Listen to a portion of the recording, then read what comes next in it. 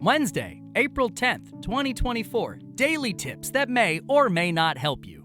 This is Ned Donovan, that's Ariel Nissenblatt, and I am strongly worried about this tip. You hate this tip. I do.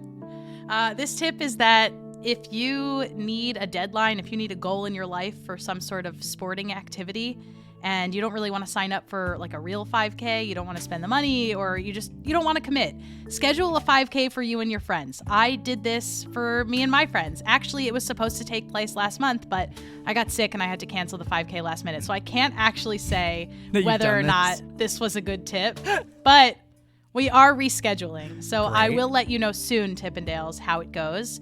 But the reason I wanted to do this is because I wanted to train for a 5K, just a 5K. You know, I don't need to do a half marathon. I just want to do 3.1 miles. That's all I want to do. And I want to do it with my friends, and I want to have brunch afterwards. So I went on Canva and I made a cute little flyer, and my friend made shirts for us. And we were going to run this 5K as a friend group 2 weeks ago, and obviously it didn't end up happening yet, but it will. And it was just a fun activity for a friend group to do together. So schedule yourself a 5K. We both live in New York. What was your 5K route? Thank you so much for asking. It was going to be along the West Side Highway. Great. And we were going to end like around the Whitney and then go into the West Village for brunch. Oh, that's great. That's a great little 5K. Are you still anti this tip? Yeah, very anti-running. But as running routes go, that seems quite lovely. It would have been lovely, and it will be lovely, and we'll let you know how it goes, Tippendales. Follow along on social media. We are at Daily Tips Pod on all of the social platforms, and we'll be back tomorrow with another You're like tip. that guy who's running across America, but it's just a 5K.